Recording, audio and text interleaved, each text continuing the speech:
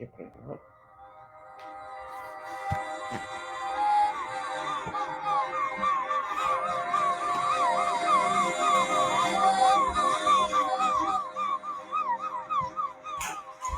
a young child growing up, I can remember very vividly going into, I believe it was my second grade classroom. We were being taught about Thanksgiving and the story of the friendly Indian. And at that time, back in the 1960s, they didn't mention the Wampanoag tribe by name. They didn't mention Squanto by name. The teacher was talking more in generalities about these wonderful Indians who came and they taught how to plant corn. And then at the end of the season, they harvested all of this wonderful food, which helped them to survive. And they had a great feast, and they just had a wonderful time. And I'm not sure if somebody asked her, but then she offered up the information about what had happened to these Indian people. She says, yep, they're all dead. I remember waving my hand wildly like a little kid will do. And I said, no, they're not all dead. I'm here. I'm a Wampanoag, and I'm still here.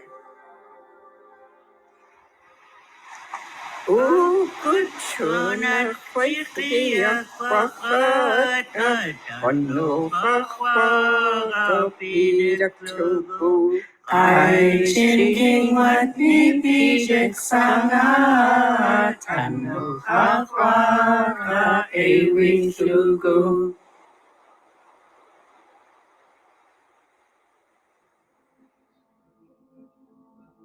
When we talk about slavery in what is now the United States, which wasn't the US for most of its history and may not be into the future, we don't know, we can't predict. We, a general population, tend to imagine Black people. We tend to see Black bodies, again, bent over those cotton fields. And good, we should see the suffering of Black people through those hundreds of years of exploitation. But that's only one part of the story, and that is a chapter that actually comes in quite a bit later in the unfortunately massive book, which is a history of slavery on this land. We tend to put people in very specific categories. So Africans were the people who were enslaved, and natives were the people who were dispossessed and died off. Indigenous people were enslaved here first. They were enslaved here in large numbers in various localities under different imperial powers. They did it, not in one voyage, but in a constant process. It took place over hundreds of years. So to really engage this subject requires a recasting what we even call slavery.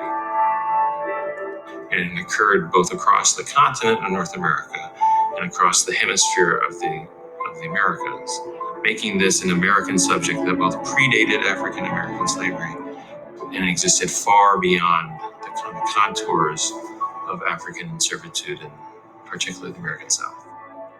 It's impossible really to count them accurately. However, we've been involved in trying to make an initial estimate, at least to have a baseline. It's 2.5 to 5 million since the time of Columbus to 1900. So I suspect that if those numbers will be revised, they will be revised upwards. It was not a sideline, it was not minor, it was a very major phenomenon that shaped history in our hemisphere. It completely changed my view of the colonial story, of the American story.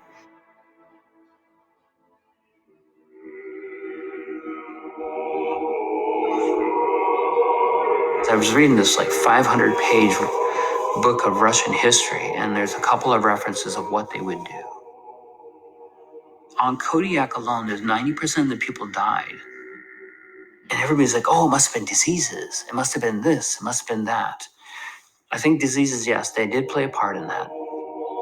But what happened is when you take the men in those regions and don't put your food up in the summertime, you're not going to have any food in the wintertime because there's nothing up in Alaska in the wintertime.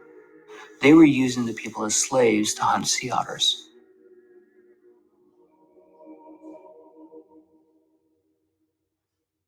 All the men were out hunting sea otters.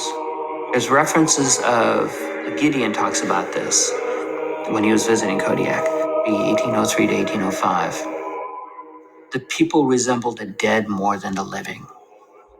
People were starving to death. If the people didn't listen, they killed the children and mother. And of course, everybody's going to line up. Nobody wants to lose your family. Your family was everything you had. There's nothing more important than your family. And I think for all of us, there is nothing more important than our family. I started to piece together, and then you hear about them taking hostages in every group they ran into. I read this stuff. I get angry.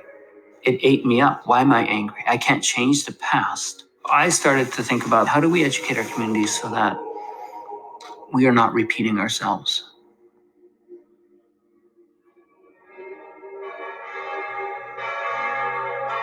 Indian slavery shaped it fundamentally in New England, shaped the experience of African slaves. African slaves in New England had a different experience because Indian slaves had been the victims. Largely, the captors, the people taking the captives, the people enslaving the Indians were, in fact, the Europeans. They were doing this directly. Slaves weren't just being brought to them already enslaved, making it, a simple decision. They confronted the ethical decision of what they were doing, and they were the enslavers. African slaves were not a big part of the slave society of New England until the 18th century. So for nearly a century, Indians were the main source of slave labor. They were the enslaved population. So they were the charter generation of slavery. It's the term that people who look at African slavery use. Indians were the charter generation everywhere in European America. Till about 1720, there were more enslaved Indians than there were enslaved Africans in New England. The fact that Indians were the victims of slavery, that the colonists created a different kind of slave system there. I think in part because they did recognize the Indians' humanity. They did have complex relationships with the indigenous groups, relationships of dependency, of diplomacy, of alliance, of friendship, and sometimes of respect. Given the recognition of indigenous humanity, the act of enslavement seems all the more terrible and in need of investigation, understanding. How did this happen? Why did these people do this? The slave regime that emerged in New England needs to be part of our general slavery story because it shaped it.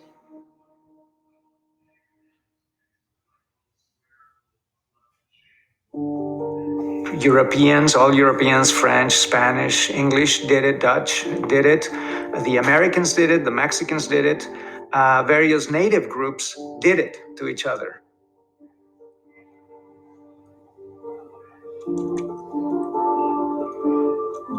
Indian slavery really was quite active and thriving in the American West throughout the 19th century. Even as an entire civil war was being fought over African slavery primarily in the East. It is amazing to me to discover all of these American colonists moving west and discovering the reality of Indian slavery out here, and then commenting on the striking resemblance to the kinds of forms of enslavement that they were familiar with.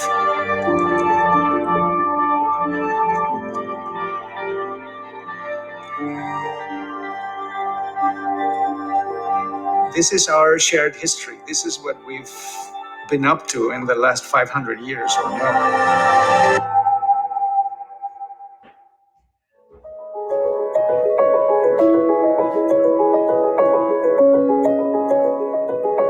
Native American history had not been part of my education at any stage, including graduate school. It's hard to imagine one could say that, but that's the truth. Indigenous slaveries changed over time. for a number of reasons, such that more Africans were imported and traded and held than Native people. And that transition, that shift, meant that Native people's history of enslavement became less visible over time.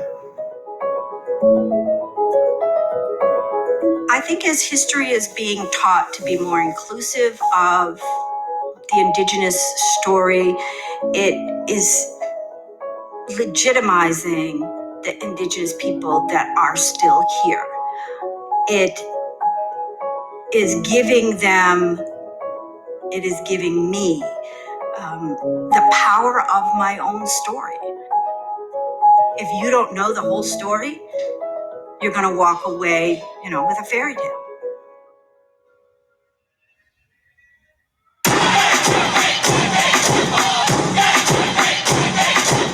One of the things that's kind of inspired me my whole life to make sure that people know that we're still here. The story is always of European influence. I loved flipping the question. What was the influence of Native Americans on American history and culture?